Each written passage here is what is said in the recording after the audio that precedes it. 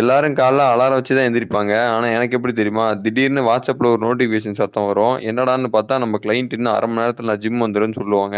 உடனே தூக்கம் போயிட்டு இன்னைய நாள் தொடக்கம் ஆரம்பிச்சுரும். அப்புறம் ஃப்ரெஷ் ஆயிட்டு வெயிட் சிக்கன போட்டு நம்மள்ட்ட 15 மினிட்ஸ்ல 2 மீல் ரெடி பண்றதுக்கான ஐடியா இருக்கு. ஸோ அத ரெடி பண்ணி எடுத்து பேக் பண்ணிட்டு ஜிம்முக்கு கிளம்பியாச்சு. கிளையண்ட் ஒர்க் முடிச்சதுக்கப்புறம் லெக் ஒர்க் அவுட்டுக்கு முன்னாடி ப்ரீ ஒர்க் அவுட் மீலா ஓட் மீல சாப்பிட்டுட்டு ஃபோர்ஸா போனேன். ஆனா எதுலயுமே ஹெவியா பண்ணல. ஏன்னா லாஸ்ட் வீக் நான் டெட்லிஃப்ட் பண்றப்பயே என் லோவர் பேக் பிரச்சனை குடுக்க போறேன்டான்னு அறிகுறி குடுத்துச்சு. அது அந்த சண்டே நடந்த சம்பவத்துல கன்ஃபார்ம் ஆயிருச்சு. ஸோ எல்லாமே மிஷின் பேஸ்ட் ஒர்க் அவுட்ஸ் தான். Curl, extension, press, calf raise, adductors, அப்டக்டாஸ்ன்னு ஒர்க் அவுட்ட முடிச்சுக்கிட்டேன். அண்ட் இந்த மாரி லோவர் பேக் பெயின்லாம் இருந்ததுன்னா, இருக்கிற எல்லா ஸ்ட்ரெச்சையும் போட்டு கன்னாபின்னான்னு பண்ணாம கொஞ்சம் ரெஸ்ட் குடுத்தாலே நார்மலா சரியாயிரும். நான் கொஞ்சம் சீக்கிரம் சரி பண்ணணும்னு ஐஸ் பேக் வச்சு சுத்திட்டு இருக்கேன். அப்புறம் ஆஃபீஸ் போய் அடுத்தடுத்த மீல முடிச்சாச்சு. காலையில 2 தானே பேக் பண்ணான்னு நெனைக்காதீங்க. இது நான் லஞ்ச் பிரேக்ல வீட்டுக்கு போய் செஞ்சு எடுத்துட்டு வந்துட்டேன். எப்படி 40 நிமிஷம் தான் ஆச்சு இது செய்யறதுக்கு. அப்புறம் இரவு மழை வருமா வராதான்னு தெரியாம நடைபயணத்த முடிச்சுட்டு கடைசி மீலோட கடைய சாத்தியாச்சு.